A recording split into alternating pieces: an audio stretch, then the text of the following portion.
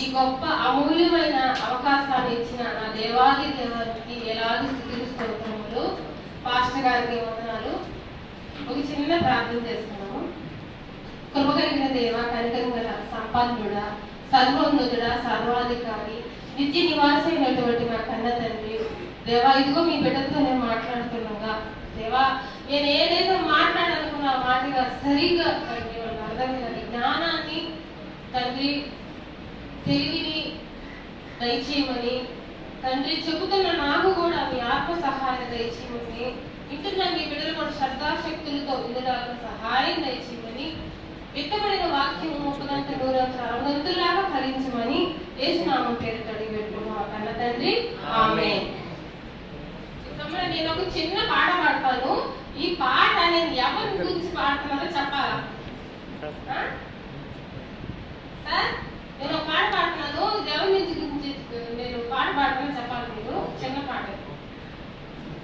కన్నీట కలిగిన స్మృతులు, గుండెల్లో ఎన్నో వ్యధలు, విశ్వాసుల జీవితాలు, పలుకుతున్న సాక్ష్యాలు, రాళ్ళ క్రింద నలిగిన వాళ్ళు, రంపాలతో తెగిపడినోళ్ళు, కత్తుల రక్తాక్షరాలు, క్రీస్తు కొరకు హతసాక్షులు, పరదేశులు, యాత్రికులు, తండ్రికి ఇష్టులైన తనయులు, ఎంత యోగ్యులు, నీతిమంతులు, మార్గదర్శులు, మాదిరి మనకుంచిపోయిన మార్గదర్శులు, కన్నీట కరిగిన స్మృతులు, గుండెల్లో వెన్నో వ్యధలు, విశ్వాసుల జీవితాలు, పలుకుతున్న సాక్ష్యాలు, రాళ్ళ క్రింద నలిగిన వాళ్ళు, రంపాలతో తెగిపడినోళ్ళు, కత్తుల రక్తాక్షరాలు, క్రీస్తు కొరకు హతసాక్షులు, పలుమార్లు ఆకలి దప్పులు, అపరిమితముగా తినదెప్పులు, చెరసాలలో పొందిన యాతనలు, ఆపదలలో అనేక మారులు, ప్రాణాపాయముల నిందలు, జాగరణములు, ఉపవాసములు, లోకమునకు నచ్చని వారు తిరస్కారములు పొందారు, సకల జనులు ద్వేషించిన వారు, కుటుంబములు కోల్పోయారు, దిగంబరులుగా మారారు, కొండలలో గుహలలో బ్రతికారు, ప్రాణమిచ్చిన క్రీస్తు దాసులు, తమ శిలువను మోస్తూ బ్రతికిన గొప్ప వీరులు, ఆజ్ఞ మీరని ఆత్మపూర్ణులు, తమ పరుగులు కడముట్టించిన మార్గదర్శులు, కన్నీట కరిగిన స్మృతులు, గుండెల్లో ఎన్నో వ్యధలు, విశ్వాసుల జీవితాలు, పలుకుతున్న సాక్ష్యాలు. ఇంకా ఒకటి అడిగిన వాళ్ళు చెప్పండి. మీరు కాదు, నువ్వు చెప్పక్క. 12 మంది శిష్యులు, తర్వాత సాక్షులుగా మిగిలిపోయారు. సువార్తలు నువ్వక్క అంటే తెలీదంటున్నా. ఇంకేమన్నా చెప్పగలరా? ఈ పాటలో అన్నీ బాగా అర్థమైపోతుంది ఈజీగా. ఎవరనేది చాలు 14 వాక్యం చెప్పిన దీనికి ఇంకా వస్తాయి. చెప్పగలరు ఎవరన్నా? వాళ్ళు చెప్పగలరా? చెప్పలేదు. 12 మంది శిష్యులు మన కొరకు హతసాక్షి అయిన వారికి వాళ్ళు పడిన బాధలు, కష్టాలు ఈ పాట రూపంలో ఎంత బాగా అర్థం అవుతుందో కదా. అన్ని బాధలు ఎవరు పడ్డారు మన కొరకు? శిష్యులు. చెప్పినట్టు ఉదయము తోమా గురించి చెప్పారు. యోహాను సువార్త 20 అధ్యాయం, యోహాను సువార్త 20వ అధ్యాయం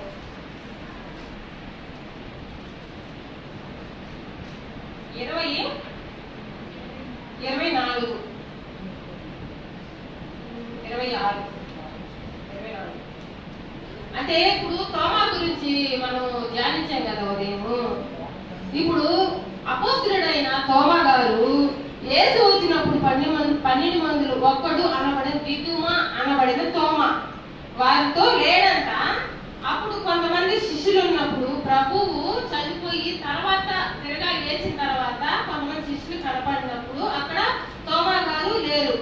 అప్పుడు ఆయన ఇలా ప్రభు వచ్చాడని చెప్తే నమ్మకుండా ఏమంటాడు, నేను ఆయన చేతుల్లో మేకుల గుర్తును చూసి నా వేలు ఆయన మేకుల గుర్తులో పెట్టి నా చెయ్యి ఆయన ప్రక్కలో ఉంచితేనే కానీ నేను నమ్మనంటాడు. అంటే తోమా గారు 33 సంవత్సరంలో యేసుక్రీస్తు ప్రభువులో ఆయన కూడా తిరిగి ఆయన పరిసరాల్లో ఎన్నో సూచక్రియలు, మహత్కారాలు, అద్భుత కార్యాలు ఇన్ని చూసిన వ్యక్తి అంత అల్ప విశ్వాసి అయినాడంటారా? ఎందుకు దీంట్లో ఉన్న మాటలోని అంతర్యం ఏంటి? ఎందుకు ఆయన మాట అనాల్సి వచ్చింది? ఎందుకు నేను నమ్మను అన్నాడు అంటే ఒకసారి మత్తయి సువార్త చూద్దాం. ఎందుకు ఆయన నమ్మను అన్నాడు అని నేను అనుకుంటున్నానంటే, ఎందుకు నమ్మను అన్నాడంటే 24వ అధ్యాయము మత్తయి సువార్త 24వ అధ్యాయము 24వ వచనం తీసుకున్నారా? 25వ పేజీ 24వ అధ్యాయము 24వ వచనం. అంటే యేసుక్రీస్తు ప్రభువు ఇంకా సిలువ వేయబడక మునుపు చెప్పినటువంటి మాట. ఈ మాట ఏం చెప్తాడు శిష్యులకి? అబద్ధపు క్రీస్తులను, అబద్ధపు ప్రవక్తలను వచ్చి సాధ్యమైతే ఏర్పరచబడిన వారిని సహితము ఏం చేస్తారంట? మోసపరుస్తాడంట కదా. ఇప్పుడు ప్రభువే ఆ మాట చెప్పాడు. నేను అనుకుంటాను దీన్ని బట్టి తోమా గారు నేను నమ్మను అనుకుంటాడు. ప్రూఫ్ అడిగాడు. ఒక ప్రూఫ్ అడిగి ఆ ప్రూఫ్ చూపిస్తేనే నేను యేసుక్రీస్తు ప్రభుని నమ్మతాను అని చెప్పాడు. ఇప్పుడు తోమా గారి చరిత్ర మనం చూసుకుంటే బైబిల్ గ్రంథంలో ఎక్కడ కూడా ఆయన పర్సనల్ వివరాలు ఎక్కడ రాయ. అంటే యేసుక్రీస్తు ప్రభు తన మహిమపరిచే విషయాలు కొన్ని బైబిల్ గ్రంథంలో పొందుపరిచాడు అనమాట. యేసుక్రీస్తు ప్రభు ఇంకా మరణానికి అప్పగించక ముందే, పునరుద్ధానానికి తిరిగి లేయక ముందే చెప్పినటువంటి మాట ఎవరికి? తోమా గారికి, శిష్యులకి, అందరికి చెప్పాడు. ఏమని? నా పేరట అనేక మంది అబద్ధపు క్రీస్తులు వస్తారు, మిమ్మల్ని సైతమైన ఏర్పరచబడిన వారిని కూడా సహితం ఏం చేస్తారు? మోసపరుస్తారు, జాగ్రత్త, మోసపోకుడి అని చెప్తారు అన్నమాట. ఇప్పుడు నేను అనుకుంటాను తోమా గారిలోని ఆంతాన్ని నిజేననుకుంటాను. ఎందుకు ఆయన నమ్మలేదు అంటే ప్రభు చెప్పిన మాట నేను ఎందుకు నమ్మాలి? చెప్పాడు కదా ప్రభు, అబద్ధపు యాంటీ క్రైస్ట్ వస్తారు, నా పేరట వస్తారు, నన్ను మోసం చేస్తారు అని మీరు మోసపోకుండా చూసుకోండి అని చెప్పాడు కదా. అందుకని నమ్మున్నాడు అనుకుంటున్నా. ఎందుకంటే అంటే తోమా అంత అల్ప విశ్వాసి అని అయిందని దేవుడికి తెలియదంటారా? యేసుక్రీస్తు ప్రభుకి హృదయాంతరాలు వెళ్ళిన ప్రభుకి తెలియదంటారా? ఇవన్నీ అల్ప విశ్వాసమైన మనకు సాదృశ్యంగా రాయబడిన వాక్యాలని నేను అనుకుంటున్నాను. ఎందుకంటే వాళ్ళకి తెలుసు యేసుక్రీస్తు ప్రభు కోసం హతసాక్షులుగా మేము మారబోతున్నాం అని తెలుసు వాళ్ళకి ఖచ్చితంగా. కానీ అల్ప విశ్వాసి అంటున్నాడు. అంటే అల్ప విశ్వాసి అని అంటే ఇది మనకందరికి సాదృశ్యంగా రాయబడిందని అంటాను నేను. ఇంకొక వచనం చూద్దాం. యోహాను సువార్త. ఇప్పుడు ఆయన అంత అల్ప విశ్వాసి అయినాడు అని అనుకుంటున్నాం కదా మనం. యోహాను సువార్త 11వ అధ్యాయము, యోహాను సువార్త 11వ అధ్యాయము 16వ వచనం. అంటే ఇక్కడ సందర్భం ఏంటనంటే లాజరు గారు చనిపోయాడు అనమాట. చనిపోయి అతన్ని లేపుదాం రండి, అతను నిద్రపోతున్నాడు కాబట్టి అన్ని లేపుదాం రండి అని చెప్పి వస్తారు. 16వ వచనంలో మనం చూస్తే అందుకు దిదుమా అనబడిన తోమా, ఏంటి దిదుమా అనబడిన తోమా, ఆయనతో కూడా చనిపోవుటకు మనమును వెళుదామని తన తోటి శిష్యులతో చెప్పాడు. ఇంత అవిశ్వాసమైన తోమా గారు మన కూడా ఆయనతో చనిపోదామని చెప్తాడంటారా? చెప్తున్నాడు కదా అక్కడ. అప్పటికి ఇంకా చనిపోలేదు, పునరుద్ధానం జరగలేదు. ఈ సందర్భం లాజరు గురించిన సందర్భం ఏం చెప్తున్నాడు? అందుకు మళ్ళీ చదువుతున్నా చూడండి, 16 యోహాను సువార్త 11:16 అందుకు దిదుమా అనబడిన తోమా ఆయనతో కూడా చనిపోవుటకు మనమును వెళుదాము తన తోడు శిష్యుతో చెప్పాడంటే. ఎవరు చెప్పింది? తోమా. ఏ తోమా అయితే నేను నమ్మను అన్నాడో, ఏ తోమా అయితే ఆయన పక్కన వేలు పెట్టాలి, ఆయన చేతుల్లో నేను వేలు పెట్టాలి, నేను నమ్మని చూసిందా నేను నమ్మను అన్నాడో, ఆ తోమా ముందుగా చెప్తున్నటువంటి మాట యోహాను భక్తుడు అపోస్తలుడైన యోహాను గారు రాస్తున్నటువంటి మాటలో అందుకు దిదుమా ఆయన ఏమంటాడంట? చనిపోవుటకు మనము వెళుదాము. అంత అవిశ్వాసమైన తోమా గారి మాటలు చెప్పడానికి అంటే అవిశ్వాస ఇలా అనుకున్నావా? ఆల్రెడీ తెలుసు ఆయనకి నేను చనిపోవడానికి రెడీ. ఎందుకంటే ఏదో సొంత లాభాల కోసమో, ఏదో యేసుక్రీస్తు నేను నమ్ముకుంటే ఆరోగ్యం బాగుపడుతుందో, కుటుంబ సమస్యలు పోతాయో అని కాకుండా కేవలం క్రీస్తు సర్వలోక న్యాయాధిపతి, సర్వశక్తిమంతుడు, లోకులకు రక్షకుడు, నశించిన దాన్ని వెదకు రక్షించడానికి వచ్చిన రక్షకుడు అని నమ్మాడు తోమా. ఏదెక్కడైతే ప్రూఫ్ అడిగాడో ఆ ప్రూఫ్ గానే అక్కడ మారిపోయాడు. అక్కడ చెన్నైలో దేవుని నామానికి మహిమ కలుగును గాక ఆమె. ప్రూఫ్ అడిగిన తోమా చెన్నై ప్రాంతంలో ప్రూఫ్ గా మారిపోయాడు. ఇది చరిత్రలో లింక్ అయినటువంటి మాట. బైబిల్ గ్రంథం అంటే కలిపిన కథల పుస్తకం కాదు. ఇద్దరు ఎక్కడో ముగ్గురు కూర్చొని రాసేసుకున్న పెట్టే కథలు కాదు, కాకమ్మ కథలు కాదు.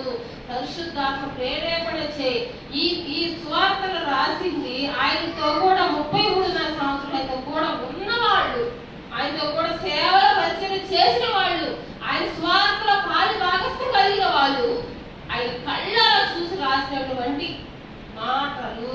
కల్పించిన కథ అయితే బైబిల్ గ్రంథం కానే కాదు, పెట్ట కథలైతే అంతకన్నా కానే కాదు. ప్రూఫ్ అడిగాడు.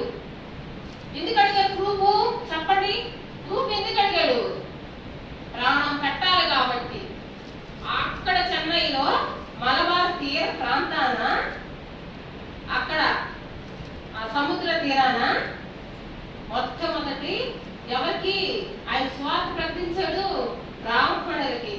తోమా గారు ఎవరికి స్వార్థ ప్రకటించాడు? బ్రాహ్మణులకి. ఏం చెప్పడం తెలుసా? బ్రాహ్మణులు ఉన్నారు మలబార్ తీర ప్రాంతంలో చెన్నైలో. ఆ కొంతమంది బ్రాహ్మణులు అక్కడ పూజ చేసుకుంటున్నారు. వాళ్ళు ఎక్కువగా సూర్య నమస్కారం ఉదయాన్నే అర్లీ మార్నింగ్ ఎక్కువ చేసుకుంటారు కదా. అక్కడికి ఎంటర్ అయ్యాడు తోమా గారు. తోమా గారు ఎంటర్ అయ్యి అక్కడ కొన్ని డిస్కషన్ జరిగాయి. అంటే మా దేవుడు నిజమైన దేవుడు, మా దేవుడు నిజమైన దేవుడు అని కొన్ని డిస్కషన్ జరిగినప్పుడు అప్పుడు తోమా గారు ఒక మాట చెప్తారు. అయితే మీ దేవుడు నిజమైతే నీళ్ళు ఎగరేయండి. నీళ్లు ఐడియా ఉందా? బ్రాహ్మణ్స్ వేసుకొని జంజాలు వేసుకొని ఉదయాన్నే నది తీరాలి ప్రాంతానికి నీళ్ళు ఇలా పోస్తా ఉంటారు. ఐడియా ఉంటుంది కదా? అలా మీరు మీ దేవుడు ప్రార్థన చేసుకొని మీ దేవుడే నిజమైన దేవుడు అయితే మీరు నీళ్ళు ఎగరేయండి. ఒకవేళ నీళ్ళు నిలబడిపోతే మీ దేవుడు నిజమైన దేవుడు అన్నాడు. వీళ్ళేమంటే మేమేమైనా తక్కువ తిన్నావా? మేము ఇంత ఇదిగా ఇన్ని సంవత్సరాల నుంచి దేవుడు పూజిస్తుంటే మా దేవుడు ఏమైనా తక్కువ? సరే ఓకే, వీళ్ళు ఓకే అన్నారు. సరే వెంటనే ఏం చేశారు? నీళ్లు ప్రార్థన చేసి పైకి పోసారు. నీళ్లు కిందకి జారిపోయాయి. బ్రాహ్మణులు చేసింది. అయితే తోమా గారు నేను ప్రార్థన చేస్తానన్నాడు. వెంటనే నీళ్లు పైకి పోతే నీళ్లు అలా ఆగిపోయాయి. దేవుడు మన మహిమ అంత గొప్ప దేవుడు. భారతదేశానికి తోమా గారు హతసాక్షి చెప్పడానికి వచ్చేసాడు. ఎక్కడికి వచ్చేసాడు? భారతదేశానికి వచ్చాడు. ప్రూఫ్ అడిగిన ఆయనే ప్రూఫ్గా ఈరోజు ఎక్కడ ఆ చెన్నై ప్రాంతంలో ప్రూఫ్గా మారిపోయాడు. ఇది కల్పన కథ కాదు. మనం నిజంగా చూడాలనుకుంటే వెళ్ళి చూడొచ్చు. చెన్నై ప్రాంతంలో ఒక ప్రూఫ్ ఆయన సమాధి ఉంటుంది, ఆయన రూపం ఉంటుంది. ఆయన్ని ఒక ఈటితో పొడిచి చంపేస్తారు. స్వార్థ దాదాపు క్రీస్తు శకం 72వ శతాబ్దంలో భారతదేశానికి మొట్టమొదటిగా అడుగు పెట్టిన తోమా క్రీస్తు శకం 72వ సంవత్సరంలో హతసాక్షిగా మారాడు. దేవుని నామానికి మహిమ కలుగుతుంది. ఇదిగో తోమా, నువ్వు ప్రూఫ్ అడిగావు కదా, ఇదిగో నా చెయ్యి, ఇదిగో నా ప్రక్క, చూసుకో తోమా, చూసుకో, ప్రూఫ్ కాదు, ఇదిగో ప్రూఫ్ అన్నాడు. గొప్ప ఊరిపోయేసాడు తోమా. గొప్ప ఊరికి ఎక్కడే పడిపోయేసాడు. ఏమన్నాడు? నా ప్రభువా, నా దేవా. ఎంత గొప్ప అంటే తోమాలో అవిశ్వాస కాదు. ఆయన గొప్ప ఊరిపోయేసాడు అక్కడే. నా ప్రభువా, నా దేవా. ఈ మాటలు మాట్లాడారు తోమా గారు. ఆయన అక్కడికి వచ్చి అలా ప్రార్థన చేసినప్పుడు అక్కడున్న వాళ్ళు చాలా మంది బాప్తిస్మా కట్టి పొందారంట. ఎక్కడ? మద్రాసు తీర ప్రాంతంలో. ఆయన 20 సంవత్సరాలు ఆ మద్రాసులో పరిచర్య చేస్తే ఆ 20 సంవత్సరాల పరిచర్యలో ఎంతో మంది క్రీస్తు దాసులుగా మారిపోతున్నారు, క్రిస్టియన్లుగా మారిపోతున్నారు. అందరూ యేసుక్రీస్తు నమ్ముతున్నారు, యేసుక్రీస్తు ప్రభుని విశ్వసిస్తున్నారు. మరి ఇతను కూడా వచ్చాడే, ఇతను కొత్త మతాన్ని స్థాపిస్తున్నాడే, అసలు ఇతను ఎవరు? ఇన్ని అద్భుత కార్యాలు సూచక్రియలు చేస్తున్నాడే.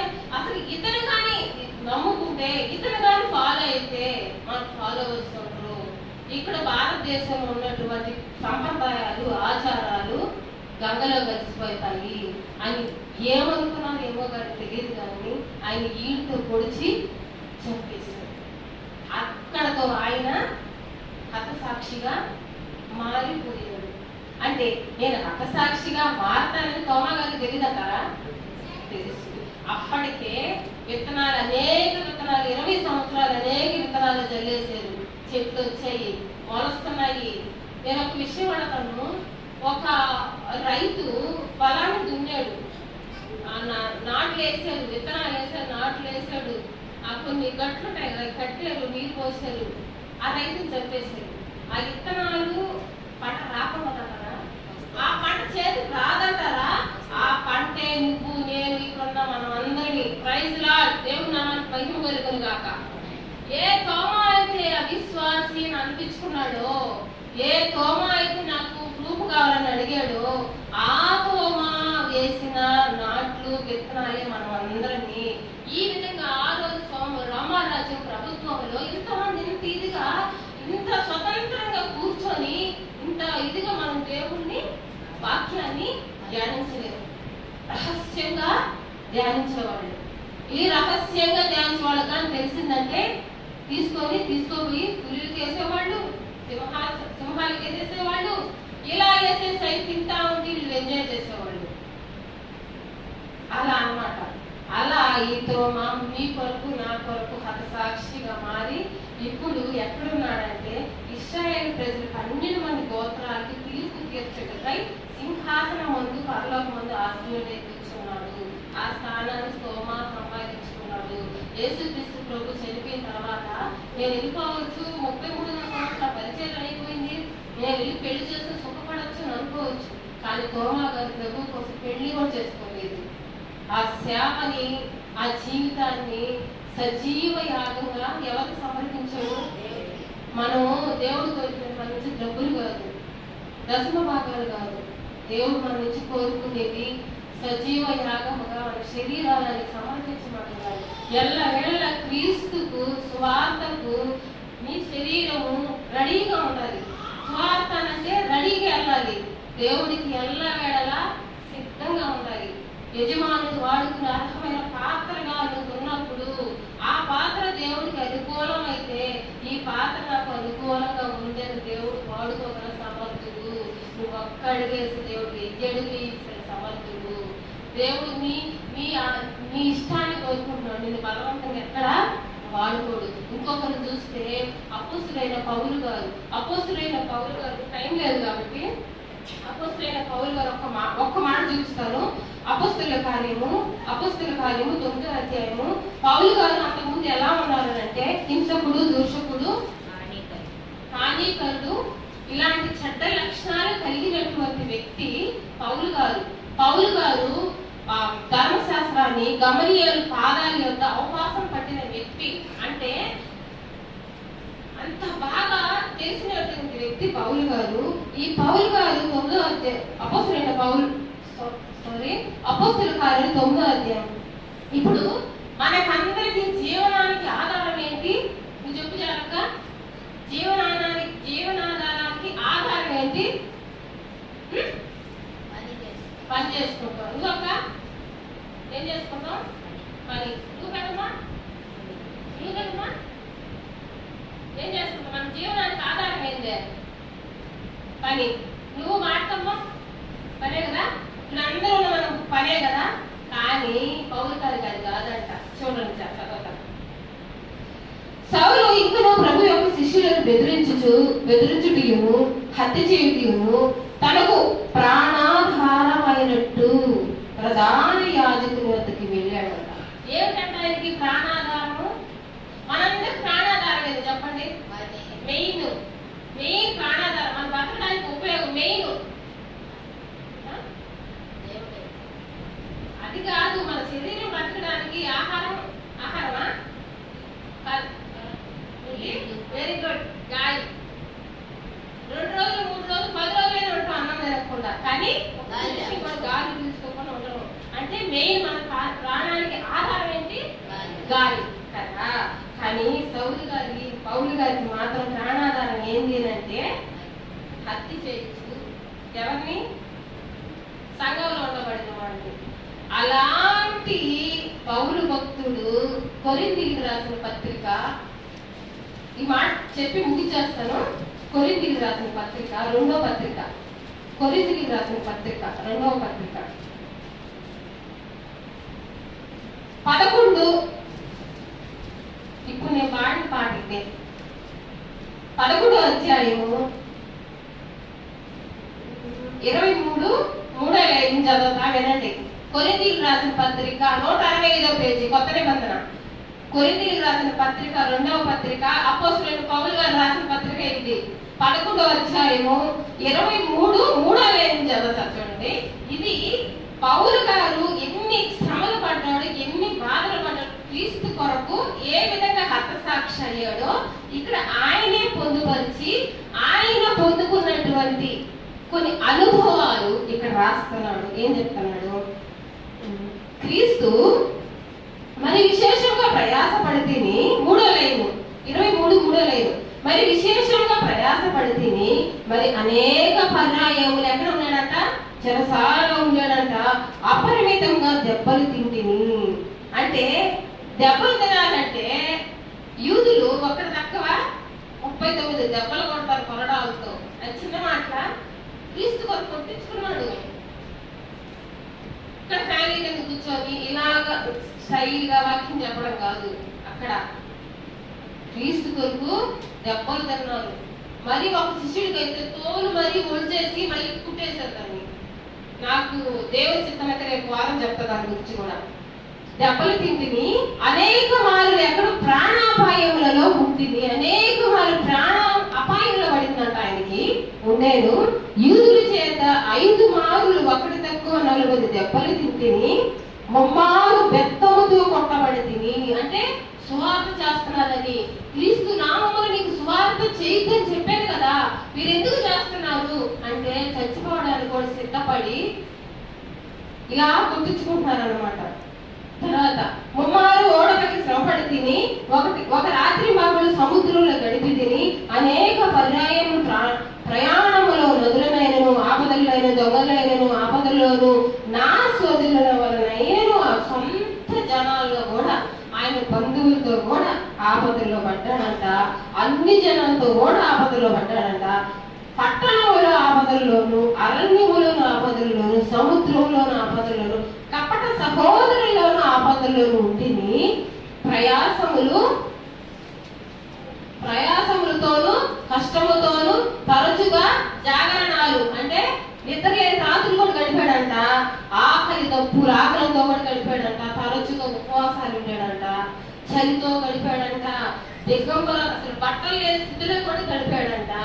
ఇంకా చెప్పవలసిన అనేకం ఉన్నాయంట, కానీ ఇవి గాక సంఘం గురించి చింతగలదు అంటున్నాడంట. చెప్పాల్సిన ఇంకా చాలా ఉన్నాయంట. ఎన్నో బాధలు పడ్డారంట పౌలు గారు, అపొస్తలుడైన పౌలు గారు ఇంకా ఎన్నో బాధలు పడినటువంటి వ్యక్తి ఈ రోజు ఒక మాట అంటున్నాడు, నేను బ్రతుకుట క్రీస్తు అయితే హల్లెలూయా, దేవుని నామానికి మహిమ కలుగును గాక.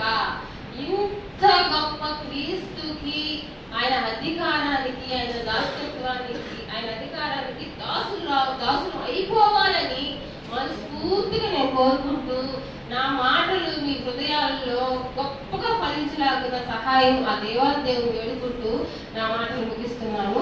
అందరికీ వందనాలు. దేవునికి స్తోత్రం. పరిశుద్ధాత్మ దేవుడు చాలా చక్కగా తెలియపరిచాడు.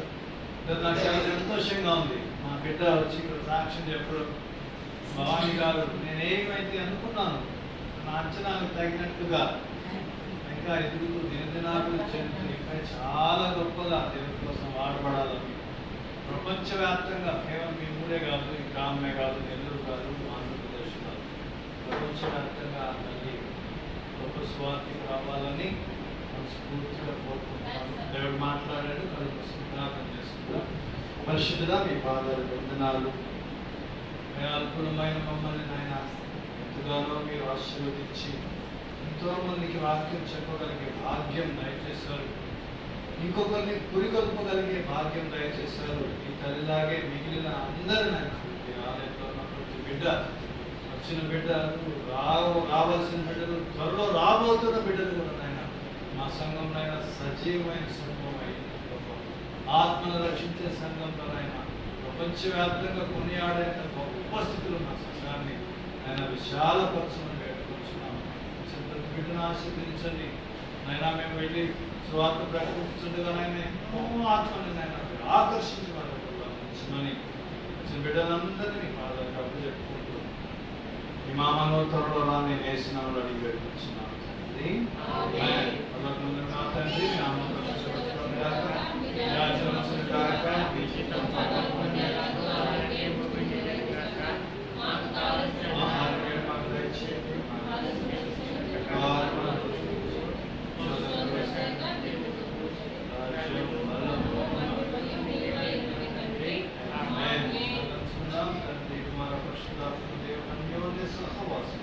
విలోచన మనకు వాక్యం చెప్పిన బిడ్డకు, సాక్ష్యం చెప్పిన బిడ్డకు, ప్రతి ఒక్కరికి రాత్ర పర్యంతం తోడైన నడిపించిన దాకా జనాలంటే మీ అందరికీ సంతోషం.